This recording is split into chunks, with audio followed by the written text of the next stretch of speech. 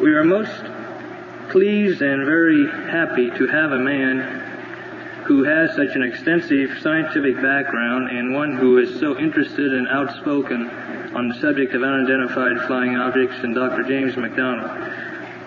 To quote from Time magazine in their August 4th, 1967 issue, in which they had an editorial on the subject of unidentified flying objects, they say, I quote, James E. McDonald, a University of Arizona atmospheric physicist, studied the records of Project Blue Book, interviewed witnesses around the United States and in Australia. His conclusion places him farther out on the saucer's edge than any other U.S. scientist. Quoting Dr. McDonald, I think that UFOs are the #1 problem of world science. I'm afraid that the evidence points to no other acceptable hypotheses than the extraterrestrial. The amount of evidence is overwhelmingly real. Dr. McDonald, who at this time is senior physicist of the Institute of Atmospheric Physics and professor of the Department of Meteorology at the University of Arizona in Tucson. His principal research interests include atmospheric physics, particularly physics of clouds and precipitation. His educational background includes the following: a BA in chemistry from the University of Omaha, an MS in meteorology from the Massachusetts Institute of Technology, and a PhD degree in physics from Iowa State University. Some of his professional activities include a member of the National Science Foundation's Advisory Panel on Weather Modification and a member of the American Meteorological Society's Publication Commission. He is a very qualified man to speak on the subject of unidentified flying objects, and it is with this that we are most happy to present Dr. James McDonald, who will speak on UFOs, a case study in public misinformation.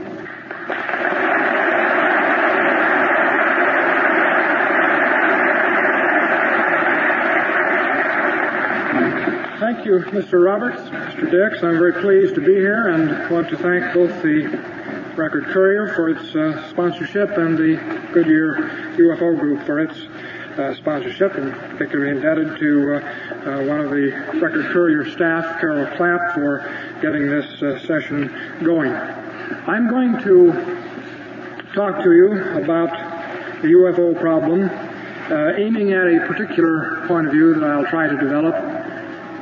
The point of view implied in that title, that it constitutes a case study in public misinformation. In my opinion, after 18 months now of essentially full-time study of the UFO problem, beginning in May of '66 of last year, continuing right on up to the present. From that study, I have come to conclude that very far from being the nonsense problem that the UFO problem has been widely cracked up to be, it is instead a matter of the utmost scientific importance. And this immediately implies a credibility gap, one of enormous dimensions, misinformation of really an unparalleled degree and nature. I know of no other situation in any period where the degree of misinformation has been quite as great as on the UFO problem. I say that with deliberation and on the basis of a fairly good look at the problem. I've talked to witnesses in perhaps a couple hundred cases, something of that order. I've been at Wright-Patterson down at near Dayton several times, examined the Blue Book files, talked to the Blue Book officials up to the general staff level, scientists concerned with this. I've discussed the problem with the members of a number of the private investigatory groups and groups such as Goodyear and others here in Akron and some of the larger ones in the country, notably NICAP in Washington, D.C. I've had a look at the UFO situation in another country, Australia. I would like to have a look at it in many other countries.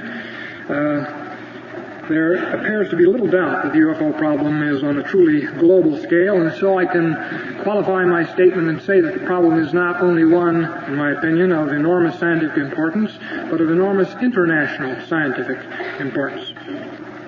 I won't go into details about the nature of how I got going on the problem. I've been a little curious about it for a long time, and about a year and a half ago decided I'd take a closer look, namely last summer vacation. I thought I'd spend several months and satisfy myself there, in fact, really wasn't anything to the problem, just puzzled enough about it that I wanted to get that particular business out of the way, if that's the way it went. But as soon as I had gotten up to Wright Patterson and examined the Blue Book files and talked with the people there who have present responsibility and past responsibility for it, talked to the chief scientific consultant, and reviewed the NICAP files in Washington, I realized that this problem had to take precedence over my own professional concerns, and I haven't done much on those fields of research that Ned mentioned. They seem a little distant to me. I've been so long away from the physics of clouds and precipitation that the snowflakes seem rather foreign to my concern.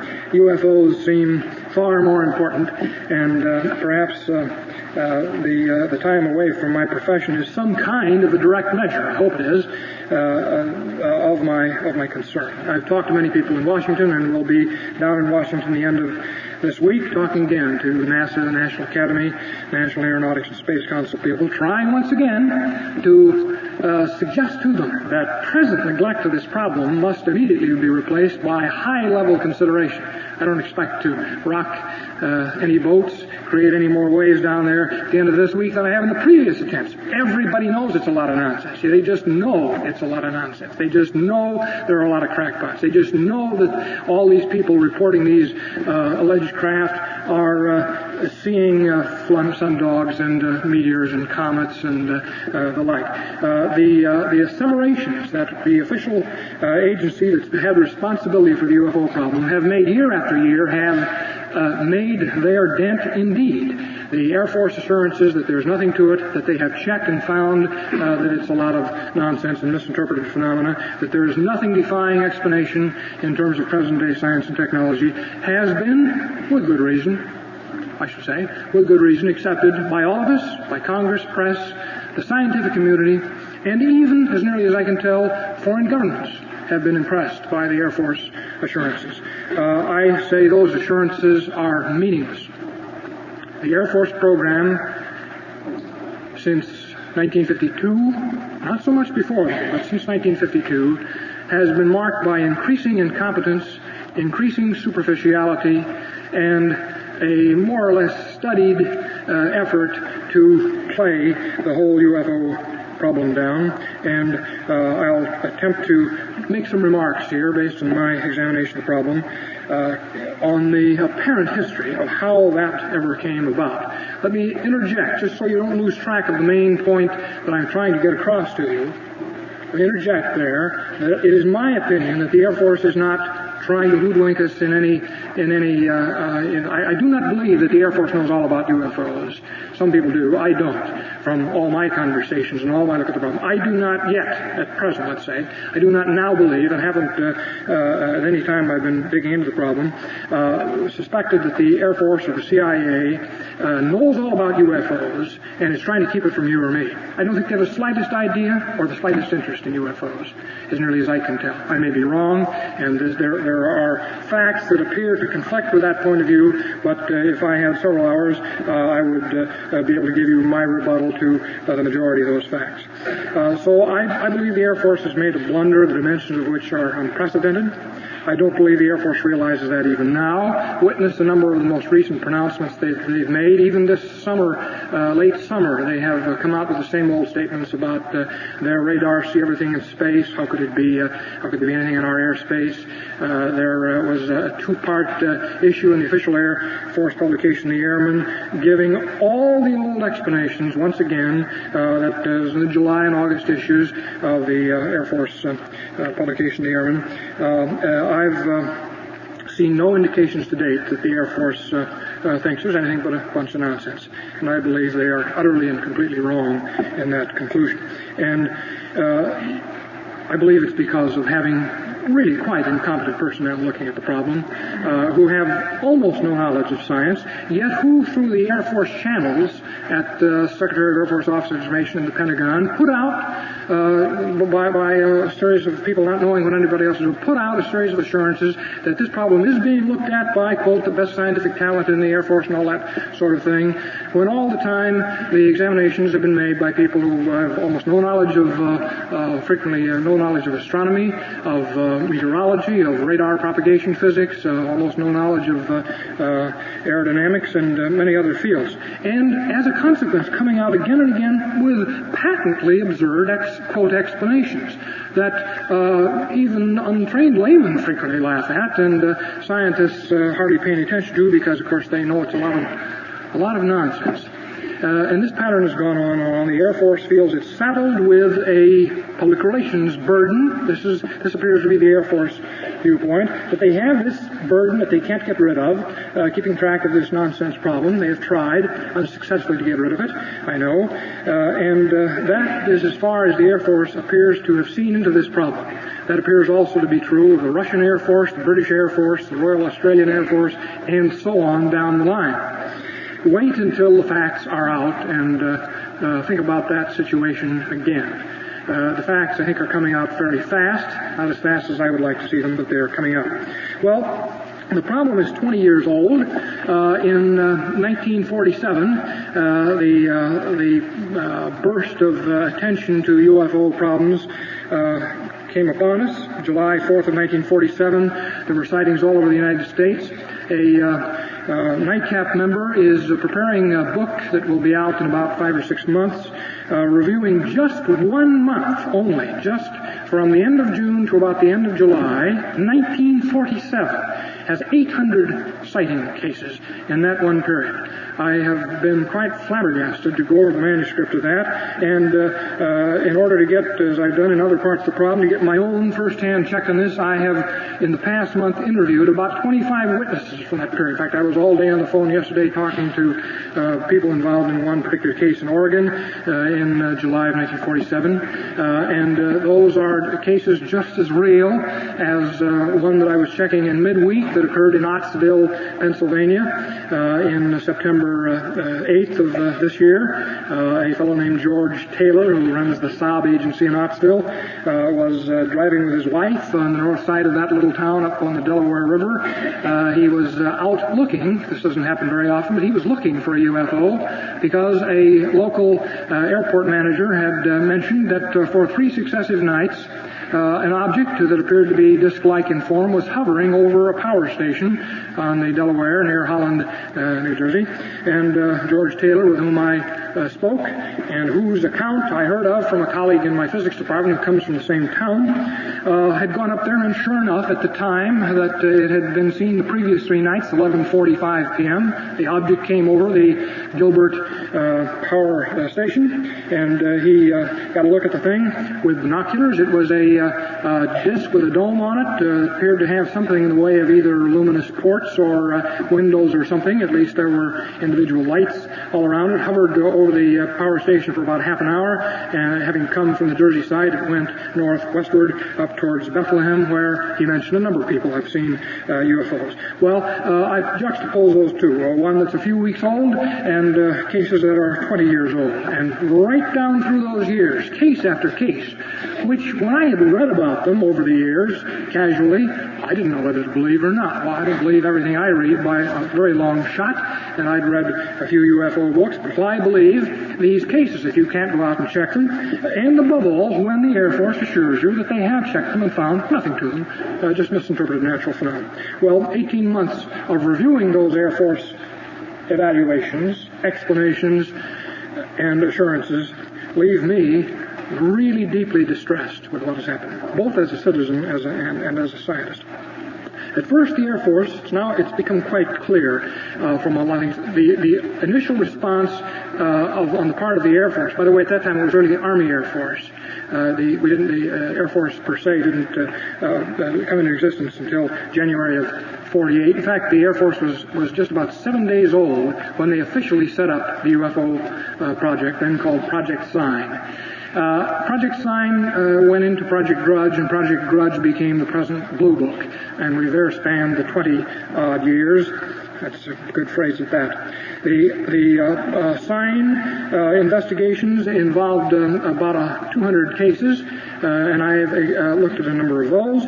And I want to impress on you that, of course, I'm not. Time doesn't.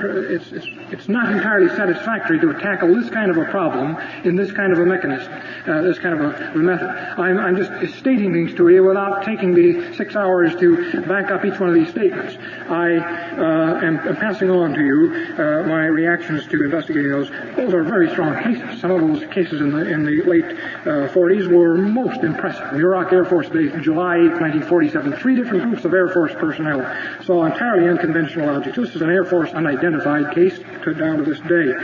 3 groups saw unidentified spherical formed objects maneuvering over Muroc Air Force Base. In July 4th of 1947, hundreds of persons in Portland, Oregon, including a large number of law enforcement officers, and I've interviewed personally about a half a dozen of them, saw formations of wingless objects maneuvering at high speeds over that part of Oregon. In Cincinnati, in early July of 47, 150 people at a baseball game were all looking up rather than at the diamond as an object maneuvered overhead. A couple of hundred people in Hauser Lake, Idaho, I've interviewed some of the personnel involved in that case, saw oval-shaped wingless objects maneuvering. Now, these cases back in 1947 are significant from many points of view, notably with respect to the sometimes suggested hypothesis that these are probably Russian, or more commonly, American. And you do still encounter people with a little knowledge of the problem who suggest that. It's definitely a mark of limited knowledge about the UFO problem. No one who has looked carefully at the problem gives a passing thought any longer to that possibility that they're ours or theirs. For many reasons, I've just cited one. If they were American or Russian, and they could do already in 1947 the kind of things they were then doing and are still doing in the way of performance characteristics, supersonic and apparently even hypersonic speeds, almost non-inertial turns, climbs, hovering motions, soundless hovering, and a wide variety of other inexplicable things, then technology in Russia or America at the end of World War II was a very different thing from what anybody has ever heard about, and I don't know of a single scientist or engineer knowledgeable in these areas who gives that any further thought at all. But it had to be considered in 1947 as a real possibility that they were Russian weapons, and one wonders if the Russians weren't wondering the same thing. Well, a very significant thing in the history of the problem occurred in 1953, and that is the convening of the Robertson Panel. It's necessary to spend a moment or two telling you about that because the entire history of the UFO investigations, really on a global scale, because the world was watching the American Air Force investigation, was derailed by something that happened then. The Robertson Panel was convened. 5 quite good scientists met for 3 or 4 days, looked at about 24 cases, and decided there was not much to it. Now, the difficulty is that the type of data that you have in the UFO problem is not the sort of thing that most scientists like to deal with. Scientists like meter readings, controlled measurement data, and things that will go into equations, if not into computers. And this is not the nature of this UFO problem right now. You are dealing with anecdotal data, frequently from untrained people, frequently from highly trained people, but there are more of the former than the latter in the world, and it appears to be pretty much randomly distributed. So the Robertson Panel looked at the evidence, decided there was no reason to believe there was hostility involved in any way, could not convince themselves that the objects were extraterrestrial, despite the existence within Air Force circles at that time of more than a few officers who were strongly inclined to the extraterrestrial view already in 1952. As a result of the findings of the Robertson Panel, those finding no hostility and no indication they were extraterrestrial, it was recommended by the CIA that the Air Force then get this signal out of the channels that were being clogged by so many UFO reports. And having read the Robertson Panel report in detail at Wright-Patterson, I speak from somewhat unusual knowledge on that. I was given to it, given the Robertson Panel report by Major Quintanilla on a mistaken notion that he was free to declassify it. He thought it came under the DOD 12-year rule, and I read it with almost boggling eyes.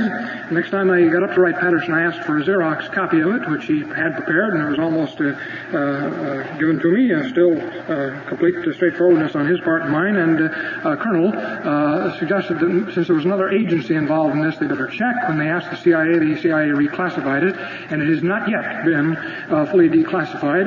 But I've discussed, even before the CIA reclassified it, I had discussed this with many scientific colleagues, and I state now to you that the CIA asked the Air Force to debunk the flying saucers. That's their phraseology, not mine. It's actually in the Robertson Panel report. Debunk the flying saucers to decrease public interest in them.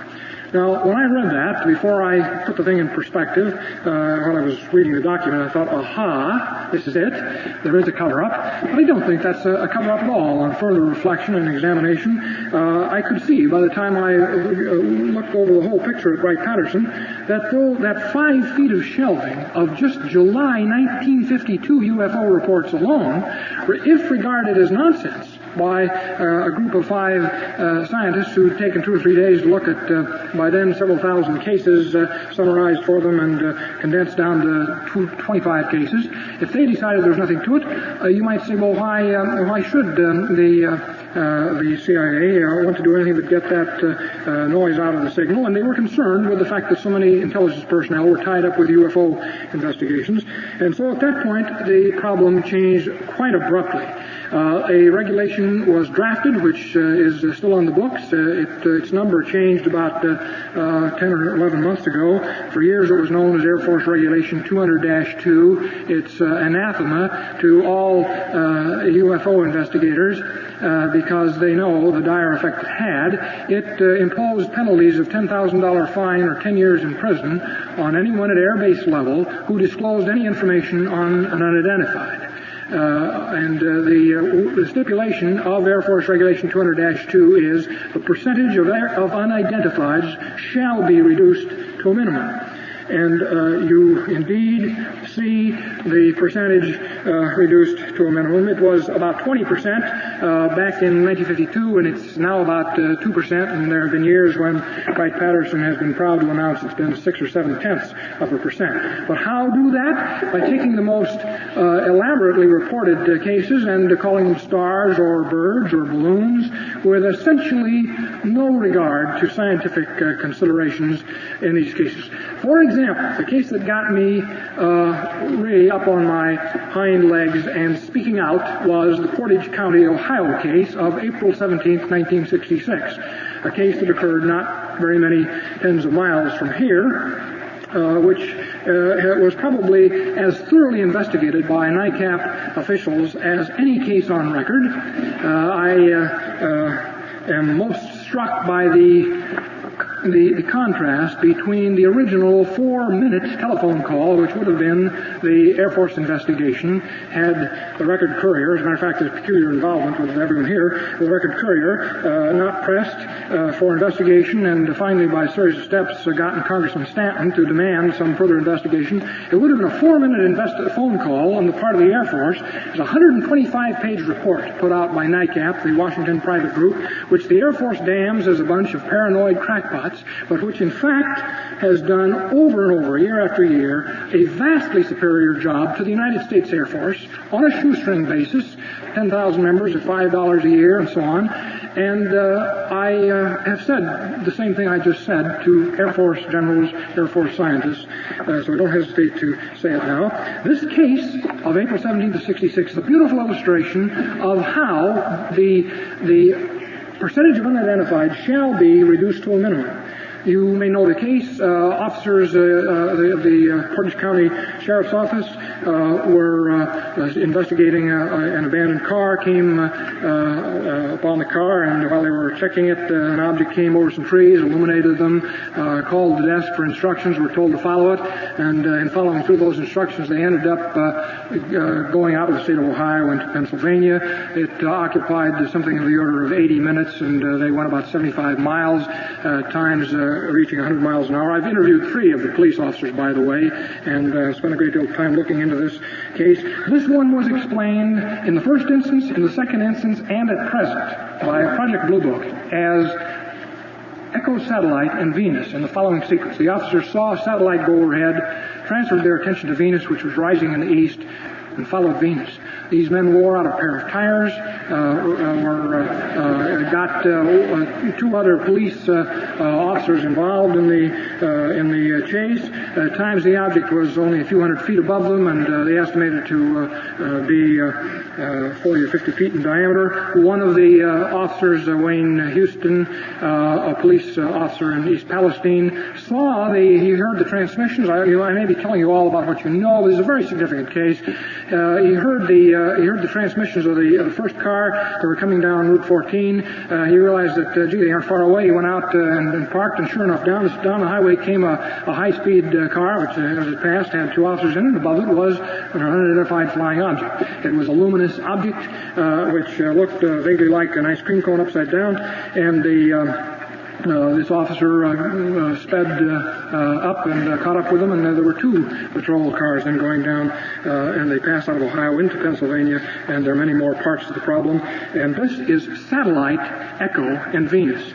When I heard about this and talked to the Blue Book officer at great length and wrote a long memorandum to the colonel in charge down there and got an agreement at one stage of the game that they would change it, and then found a month later that they had sent via your congressman, I think that's true of some of you, via your congressman, Stanton, assurances that a reinvestigation on the part of the Air Force had confirmed the original explanation. That's when I started speaking out, because I thought there might have been some hope in the summer of '66 when I was up at Wright-Patterson, but my hope has not been rekindled since the Portage County case finally was explained once and for all, as it was at the start, as a confusion over satellite Echo and planet Venus. Unbelievable. You should hear the transcript of the interrogation by the Blue Book officer. You should really hear it.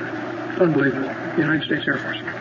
Well, this is why when you see these cases, when you look at examples like Red Bluff, California, where 2 California Highway patrolmen were, as one of them put it to me in an interview, within easy pistol range of the object, which was about the size of an aircraft fuselage, had no wings and 6-foot lights on it, and was interfering with the radio transmission, so they could not call back to the dispatchers for more cars, and all they had was 44 pistols with armor-piercing shells in them, as Officer Carson said. They had the guns out and were going to shoot. There was nothing else to do, and this is explained as Aldebaran and Capella. Twinkling and an inversion. And you look at the radio sound descent as I have, there was no inversion in the first place. You look at the star charts, and the stars weren't even in the sky. Now, if that was the only time that it happened, it would not be so surprising, distressing, but it's happened in one way or another over and over again. In August of '65, sheriff's cars all over the Midwest were citing and reporting unidentified flying objects. Out of 50 cars in the Minneapolis area, every one reported some unidentified aerial object in the night of August 2nd of '65. This, too, was explained in terms of stars. It was Betelgeuse and Rigel, and planetarian director pointed out those weren't in the sky either, and the odd explanation was the Blue Book officer said he meant Wyoming, not Oklahoma. Well, if you know any astronomy about that. And cases involving mirages and sundogs and the most implausible arguments. A private pilot in in Salt Lake City, whom I've interviewed a couple of occasions, was taking off. He saw the object. At first he thought it was an aircraft, but as he got out of the pattern and looked at it again, it flashed, and he tried to close with it. It was a disc, metallic-looking disc. 7 people back at the Utah Central Airport were looking at it with binoculars, confirmed Waldo J. Harris's description. It abruptly rose about 1,000 feet, just like that, as Harris was trying to close. He tried to close again. It shot off about 10 miles, and he saw it direct line of sight along the horizon, seen against a distant mountain, Mount Nebo, and he tried again, never got even remotely close to it because it shot off at very high speed at a high angle, a 45-degree climb, and disappeared. This was noon. It was dead straight up and down noon as he was taking off. This was explained first as Venus. Now, Venus is very hard to see in the sky. This was 12 o'clock noon, mind you. You can see Venus, as some of you must know. If you know exactly where to look, you can make out Venus in the daytime.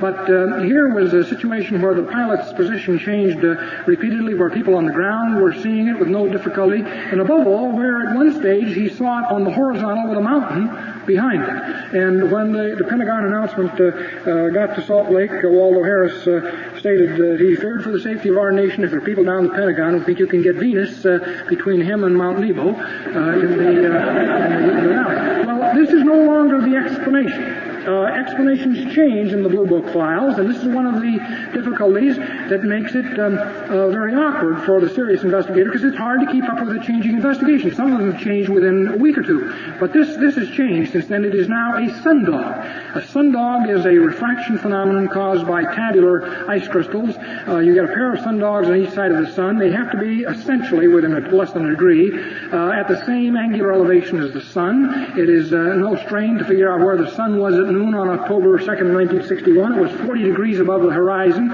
Again, this fellow was looking south-southeast, dead level. The object moved around and shot out at high speed. A sundog. Well, I could speak at great length about those cases, but this is the 20 years of misinformation that I'm trying to encapsulate here and there in some examples, along with my rather strong condemnations of what has happened. My condemnations come first as a scientist, because here apparently has been a problem which we've all been thrown off, the scent, we've been put off by assurances that it was being examined, and it wasn't.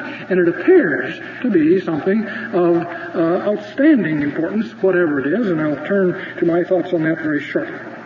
So, the Air Force has, I think, misled us all these years, and I do not subscribe, to say it again, to the conspiracy hypothesis.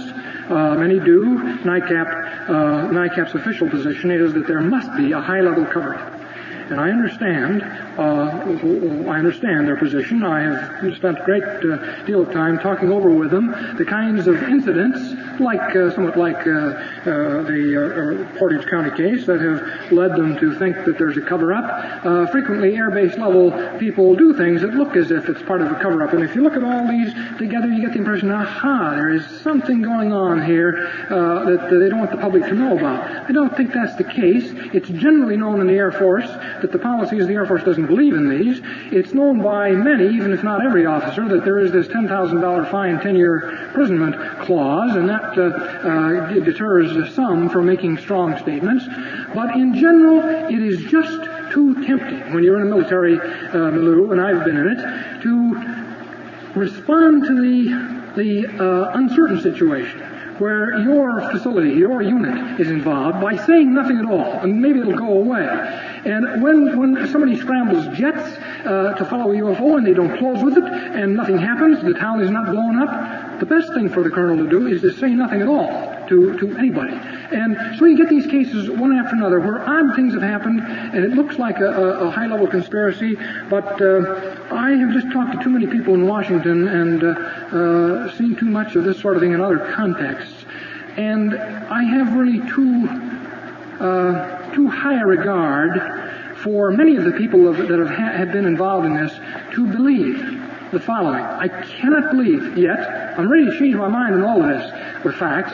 I don't believe, however, that it's conceivable that any security agency people or military people could confront the possibility of something like extraterrestrial surveillance with the response, let's keep it quiet.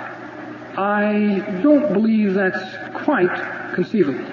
I've argued this in closed sessions with colleagues. Some of my colleagues are quite ready to believe that, in terms of other things that have happened, that it is conceivable that security agencies would do this for possible technological gain of, say, the United States Air Force. I doubt that would be the nature of the response, and so I don't see any other explanation to make sense of the conspiracy hypothesis. NICAP has suggested that it's panic prevention, fear of panic, and they've said that in many ways. I cannot believe that is the motive, because if security agencies was afraid you were going to panic, and sometimes the more obvious conclusion is that the Air Force is going to panic, not the public. If they felt you were going to panic, I think they would be doing something about it to carry on some kind of a transition to public disclosures that there was something going on here that nobody understands. I think they don't understand it and don't care much about it and sincerely believe it's a lot of nonsense.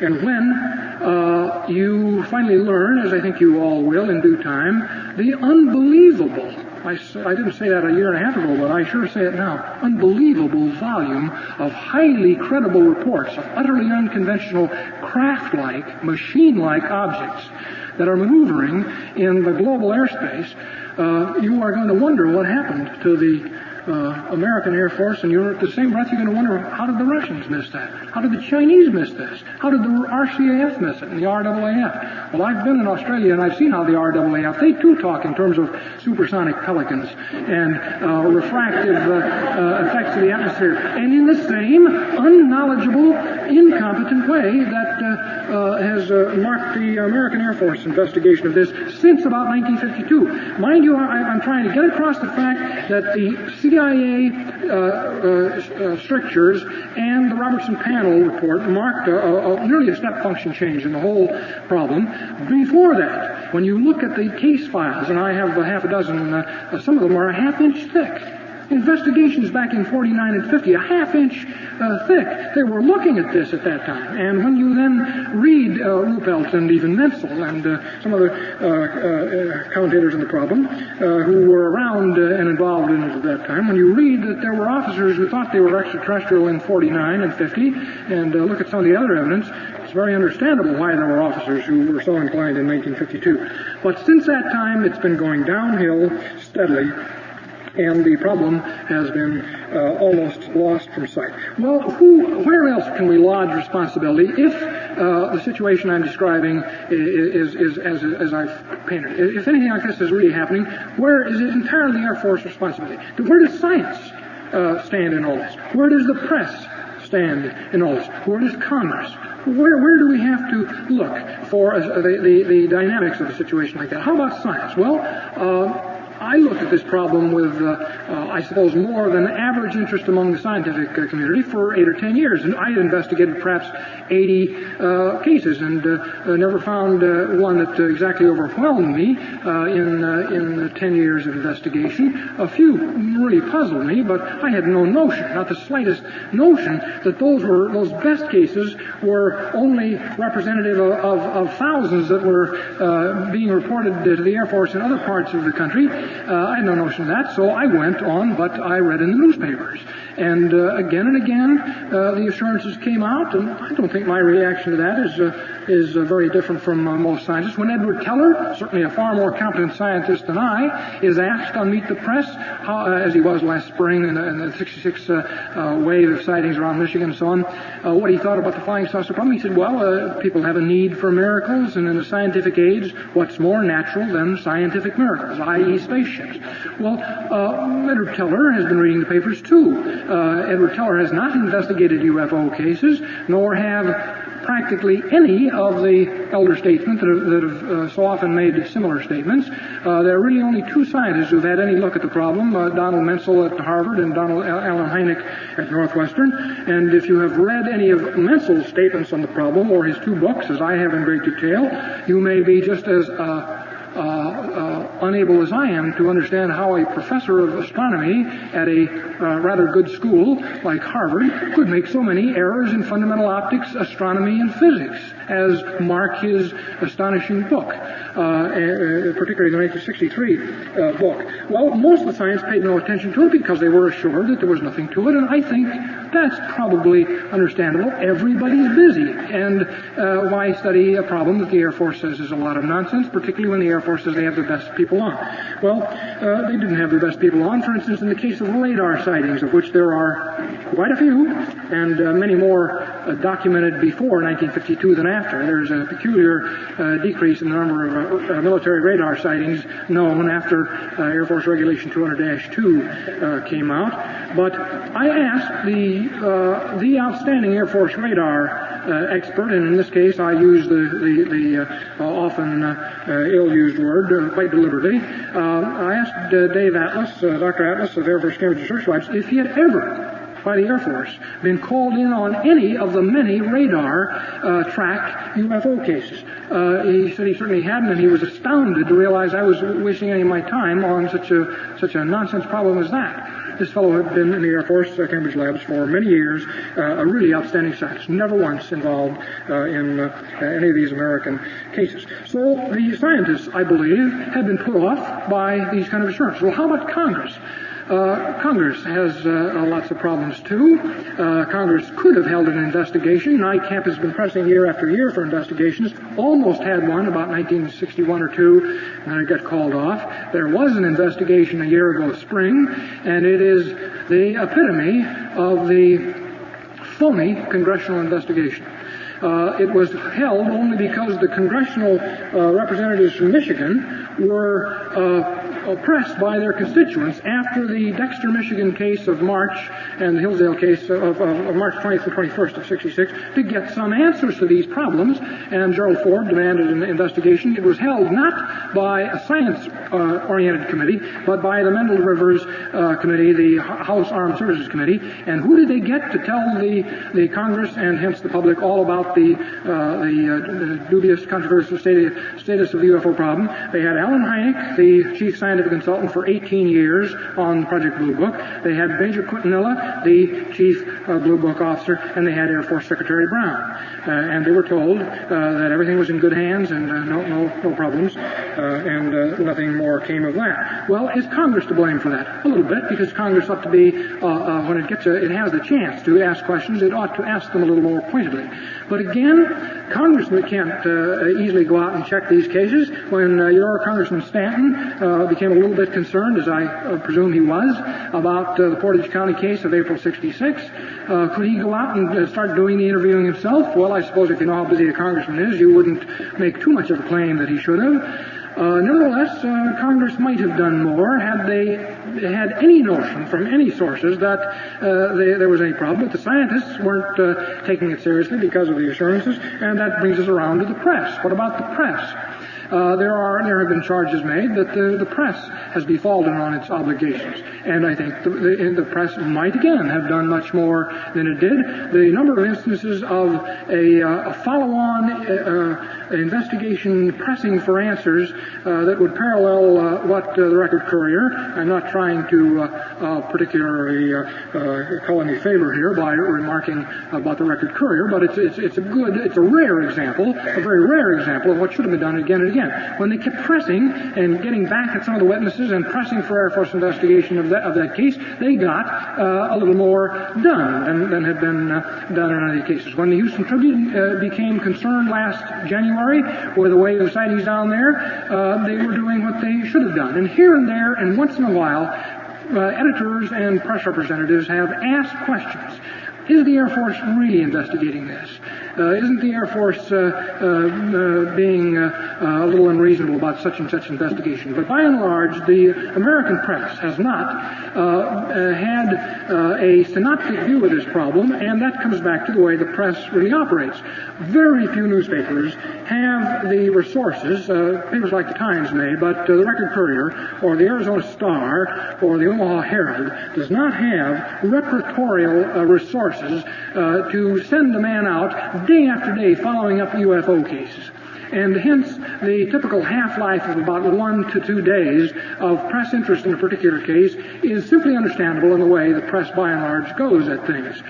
They have not gotten an overall view across to the papers and to the people of the country. So you have a situation where people in Arizona have almost no knowledge about what's going on in Ohio, and the people in Ohio would have no way of knowing about a very interesting sighting that occurred in Tucson on August 19th. And just in the hours I've been here, I've learned of several by word of mouth that I never heard about in Tucson.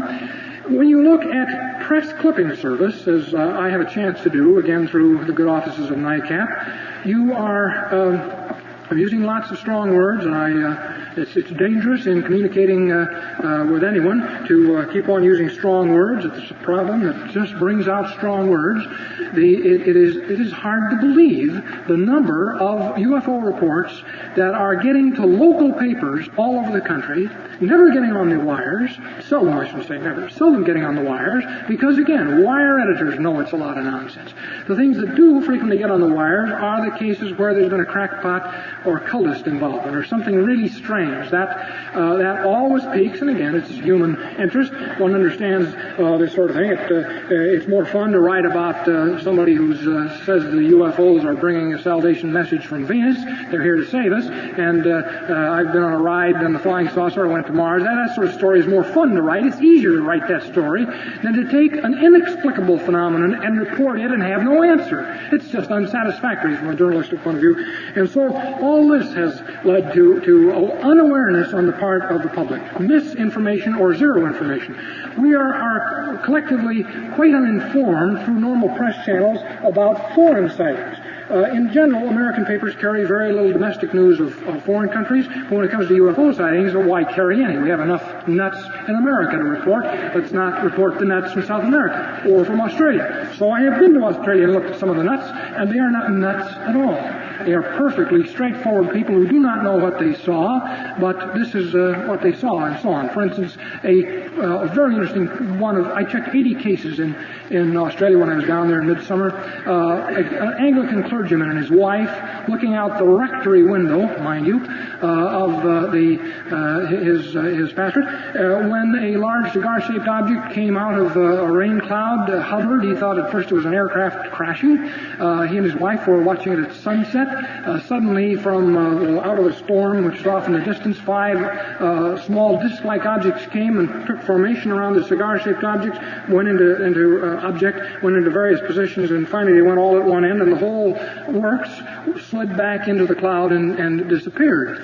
Well, this is explained by the RAF as a refracted and distorted image of the moon caused by scud cloud. And I went to the area in Tasmania, talked to Reverend Lionel Browning about this case, looked carefully at the topo sheets. There was a 5,000-foot mountain between Reverend Browning's place and the distant eastern horizon, and there was a complete curtain of rain surrounding about 90 degrees of azimuth. They couldn't possibly have seen the moon through all of this, and this sort of explanation is going on. Well, was that reported in the American papers? Not to my knowledge. Not to my knowledge. So when I read about it in a UFO report, I ignored it. I don't know. Browning, I don't even know if there is a Reverend Browning. That's 8,000 miles away. Why believe a story that you read in a UFO book, you see? You don't know what to believe. Channels of information are very seriously jeopardized in cases like this. Well, I've suggested that I can't really see that the primary blame can be put on science, Congress, press. Each of them might have done differently. I'm afraid the blame lies very strongly on the official investigatory group in the American Air Force, and same with the British and all the other organizations. But I think that because we have put so much money into it over the years and had an official program like no other nation has had, that it is probably quite as Jacques Vallée, a French investigator, told me, that when they went to the French government and asked for support for an investigation, the French government responded, why spend good French money when the United States Air Force, with all its cash, has been looking into this thing for years and shown that there's nothing to it. I think that's had its influence around the world, and indeed a baleful influence it is. Well, what could be the the actual nature of the subject that I'm talking about. I'm near the end of my remarks, and it was not my main point to talk to you about so much the substance of the UFO problem as this matter of misinformation. I've been trying to drive home that viewpoint and backing it up here and there with some examples, but not trying to mainly discuss the scientific aspects. I've done that with many other scientific groups. In fact, I'm on my way east to talk at MIT and Westinghouse Labs and Air Force Cambridge Labs and Smithsonian Observatory down to Washington and so on. That's the problem in talking with those groups. What could it be? A lot of hypotheses. I've remarked on some of them already, but let me just wind up quickly by going to what I think is the heart of the matter. It's pretty hard to square the UFO facts that you find by digging into the problem with any hypothesis except the extraterrestrial hypothesis. Practically all of the others, psychological, hoax, meteorological, astronomical, just do not fit the credibly reported cases. There's just too much evidence now. And the alternative that I see to the hypothesis, but mind you, I call it an hypothesis, and not just for weasel word, not for academic pussyfooting, because what an incredible hypothesis that is. And it's not original with me, and I kept saying it, a lot of people in this audience were saying it long before I knew very much about the UFO problem. It's an hypothesis to be compared with other alternatives and to be thrown out if something better comes along. It's well to put it that way in science until you have pretty strong evidence, because you get married to a theory and you find yourself no longer looking quite so candidly at all the facts as if you keep telling yourself hypothesis, hypothesis, hypothesis. That hypothesis, these may be probes from some extraterrestrial source, is, in my opinion, the most satisfactory one now. It is very improbable on a priori grounds. There are all kinds of them. If you read last week's Science, you saw an analysis by a scientist who obviously has very limited knowledge of the UFO problem, but who rehashed old thoughts that everybody who's looked at the problem carefully knows all about. Namely, there's no darn way to solve the propulsion problem to get them from extra solar sources here, and they aren't likely to come from within the solar system, therefore they can't exist. This is a Science lead article last week. We can't explain it, they can't exist. Now, you would think that that kind of an argument in the 1960s would not be made by an experienced scientist, but it is. I run into this all the time among my colleagues and elsewhere. It's as if Charles Goodyear said, back in the 1830s when he was trying to figure out a better way to make a goulash and a raincoat, since there's no way to make rubber survive in all seasons, it can't be done, and just throw in the hat. Well, if he had to explain, suppose he had to give a full explanation in scientific terms, an adequate and correct scientific explanation for how he would vulcanize the rubber. Imagine his embarrassment at 1830. Imagine the embarrassment of some of the organic chemists if you put it to them right now. How does the sulfur cross-linking process work? We don't know in 1967, but years and years of rubber technology are behind us, and people like Ed Roberts are busy selling the products, and we're driving and flying on them all the time. That kind of argument that because we can't explain it, it doesn't exist is a sophomoric argument of the nth water. Markowitz in this same article suggested that he rebutted Alan Hynek's comments, and here is a case where I side with Alan Hynek. I'm in general a bit distressed with Alan Hynek's 18-year contribution to the problem, but when in his science article he said that he answered a frequently thrown up objection. Why haven't he contacted us? Well, of course, I don't know why they haven't, I'll skip over the pronoun, why they haven't contacted, neither does Alan Hynek or anybody else, but he made the, I think, reasonable suggestion that it's like this. If we encountered a new species of kangaroo in the backlands of Australia, would we begin by trying to communicate with it?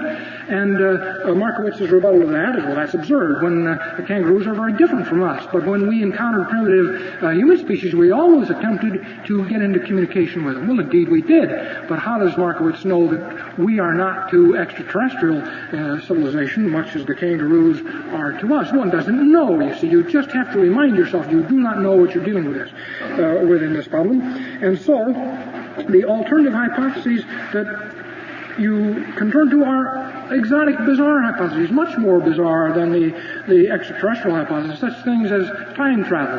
And I've heard scientists seriously propose that these things come, from a different time. Well, this is, to my way of thinking, utter science fiction. It defies relativistic principles that are pretty solidly embedded in physics now, ultimately resting on the speed of light limit. I don't think time travel is anything more than a Wellesian fiction. I can't be sure of that. What I do feel strongly about, is that's more bizarre than extraterrestrial visitation.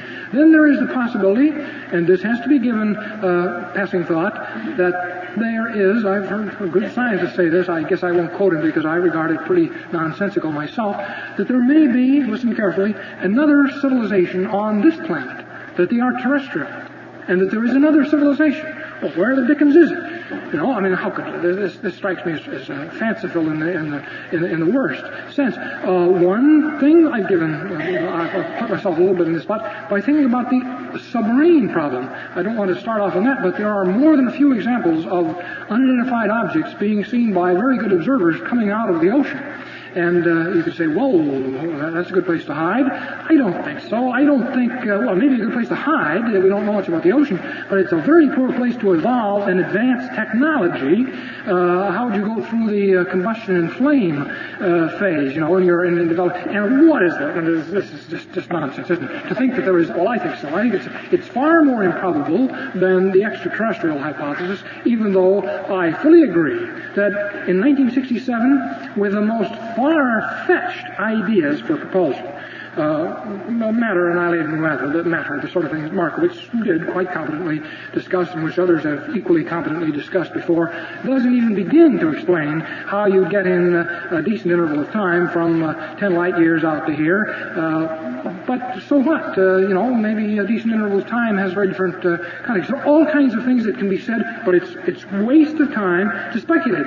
Why say, as I can easily say, maybe the lifespan of beings somewhere out there is 500 years, so that a 25-year round trip is nothing at all. Well, I can say that. I don't know what I'm talking about, so I might as well not say it. What can be said is that there may well be technologies so far beyond ours, able to do things with exploitation of our present knowledge plus knowledge we haven't even begun to dream about, that things that look utterly inexplicable to us may be run-of-the-mill stuff to someone else, and such a technology may be having a look at us. Also, may not be. But if there is even a chance of that, if there is a chance that we're under surveillance, is there a person in this room who would suggest that, so what is the response? Who cares?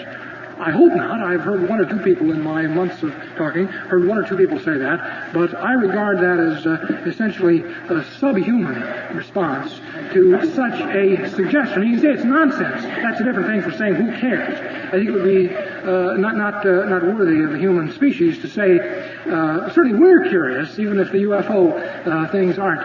But this problem is so much more involved than I can possibly discuss in the hour I have now taken, that I won't attempt to offer still other hypotheses, except to say that having looked at all of these as carefully as I can, I'm inclined to think that that's the most satisfactory hypothesis that I can now imagine, that the world is under surveillance of some sort. There are just too many examples. I haven't discussed car stopping cases and car pursuit cases, aircraft pacing, train pacing, like the case in the Monon Railroad, 1961, October 3rd or something, 1958, excuse me, where for 70 minutes, freight train was paced by four glowing objects. Talked to all three of the trainmen who were involved in this case. That suggests surveillance. And so does the Portage County case, and so do hundreds of others. And you say, why no contact? Well, last July 27th, three persons in Newton, New Hampshire were out looking at the stars when a small point of light suddenly became a rather large luminous source. One of the fellows had a flashlight. He blinked first 3 times and got an immediate response 3 times, and before this object had made 7 or 8 passes over them, they had varied the blink frequency, and every time got back a response from this object.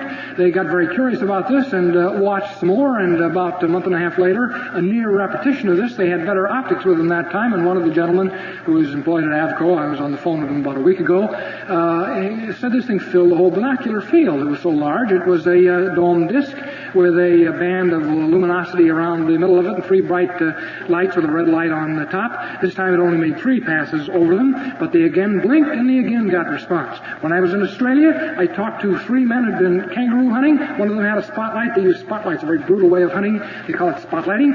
And one of the fellows said, "Give him some Morse." And he flicked the lights on, and they got out of there in a hurry when they got the same signals back from this object. There was a pilot named Gene Miller who was flying in California over Banning, did the same thing with landing lights. So, and there are some other examples, not huge numbers of these, but in the UFO cases there are indications of, quote, contact. Not very many, and strange in its nature frequently, more often suggesting evasion than contact. But don't ask me to rationalize that in any terms. It would be, I think, utterly fallacious in the deepest sense to suggest that my logic or my psychology must apply to some sentient being from somewhere else. Now, if you don't agree with that, if you are one who thinks we can reduce this to principles of curiosity and the like, I'd like to argue with you at length about where do you think we will be 2,000 years from now, not just in the things we drive around, but in our attitudes towards many kinds of problems. Haven't we changed our anthropological outlook on primitive races in 200 years? Look what happened to the Tasmanians in 70 years. There is not a Tasmanian left. We would not do that in 1960. We wouldn't eradicate, well, we wouldn't do it with a Well, we have changed. We're improving somewhat. We are improving somewhat. The curve is rising. So it would be fallacious, I think, to make strong insistences that this and that type of human response must be expected by some surveillance system from elsewhere, and if it doesn't exhibit that, it can't be. It doesn't exist. Have a look at the UFO evidence. Look at some of the evidence amassed by groups in this state, and NICAP and APO and various others, and then compare that with what the Air Force has done, and go out and start checking these cases yourself, and you will probably be, as I now am, appalled at the 20 years of misinformation. Thanks.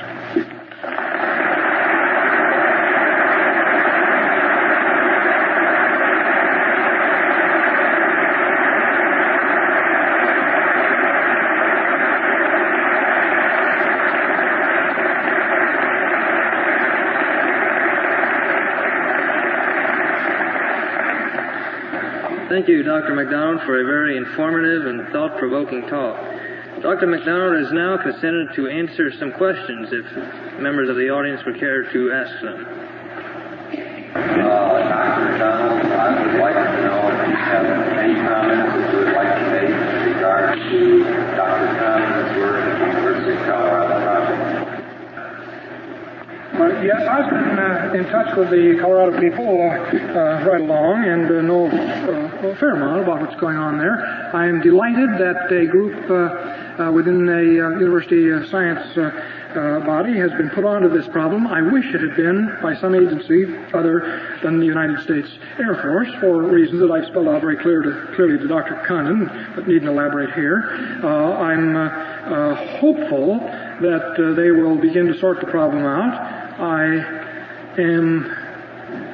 would be happier if they had made more vigorous progress in many directions than they have, and I wish they had more scientific competence, total competence in terms of man hours and fields and so on, than they have. I have said to Air Force people there ought to be much more money in this, and they have gotten some more money, and perhaps partly as a result of my saying that, perhaps partly for other reasons. But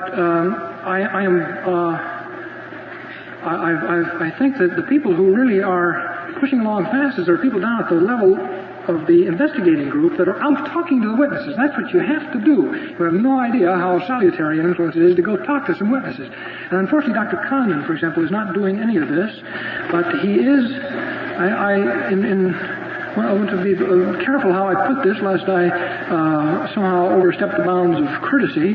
His interest appears to be focused on the crackpot fringe in a way that I think is an utter waste of time, because the crackpot fringe is a noise in the total signal. But sometimes you have trouble filtering noise, and then it's bad. Hoaxes and frauds are hard to sort out. But crackpots, give me 5 minutes with a crackpot, and I believe I've spotted them every time, and the same with anybody else.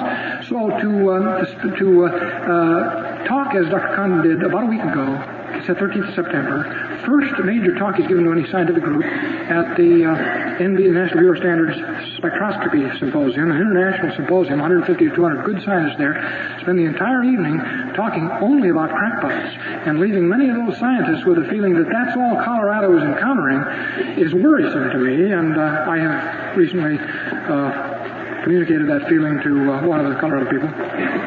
I'm hopeful. It's a good thing. I'd like a two-part question answered, if you would, please, Doctor. I'd like to know your thoughts upon power failures associated with UFOs throughout the world as Part A, and Part B, do you associate UFO presence with any that you know of, mineral sources in the earth, or any other reason for them coming in the areas they do? Well, let me briefly answer the second one, because I can get that one. I won't forget the second question then. I don't see any overwhelming indication that the UFOs are paying attention to mineral deposits. There are some cases, and one that exemplifies the point that probably stimulates your question. There have been quite a few in the uranium district of southwestern Colorado, and there are other examples of that, but you have to be very careful about jumping too quickly to those kind of conclusions. And I at present, I may be wrong, and I may change my notions on that, but I don't see enough of that to be terribly struck by that. The first question is requires a more elaborate answer, and this is the one part of the entire UFO problem. Mr. Dix has asked me about this at the dinner this evening, and I took care to answer quite carefully, and I'll try now to answer carefully. There are too many instances of UFO observations over power facilities, and a smaller number, but too many, instances of outages coincident therewith, for me to be happy about that. I think that is the one place where you might argue that there is more than just scientific curiosity reasons for getting at this problem. I hope that doesn't strike you as having pressed a panic button, because if that did, unpress the button. I just say the coincidences are a little too many to treat it casually.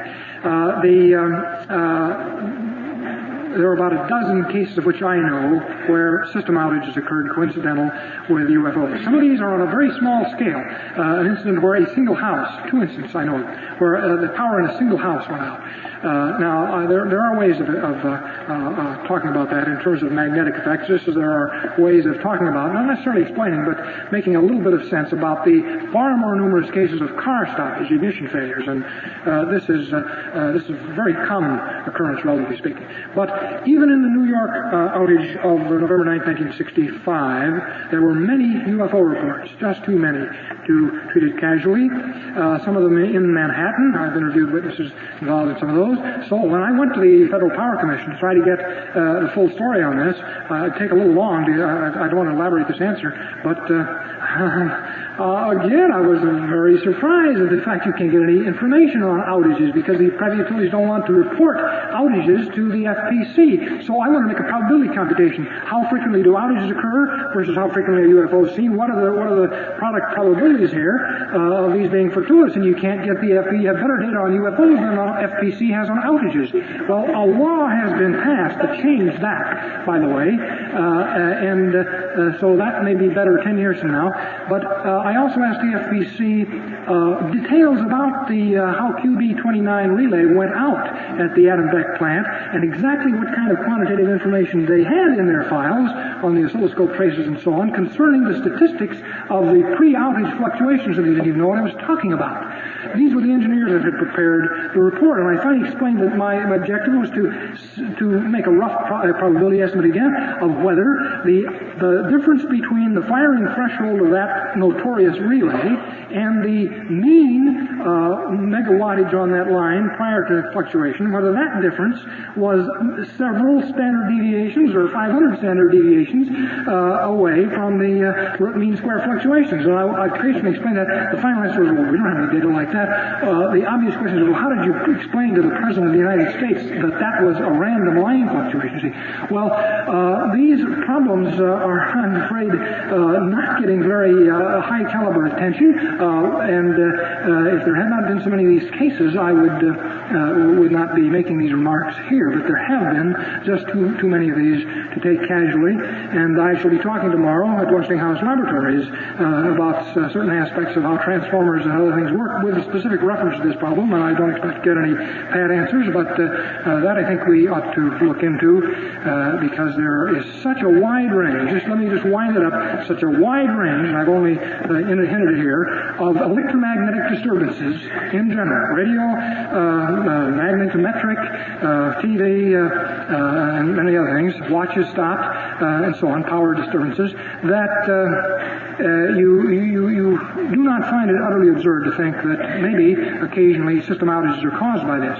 Now, again, to pull back on that button, suppose you're walking out at the Akron-Canton airport out on the strip, and there is a banana, let's say a Piper Cub, and you don't realize that the propeller is rotating. And you will walk through that propeller. Was that Piper Cub hostile to you? Well, of course not. And when you walk down the street and you kick an anthill and it's curtains for 50 ants, were you hostile to them? No, not necessarily.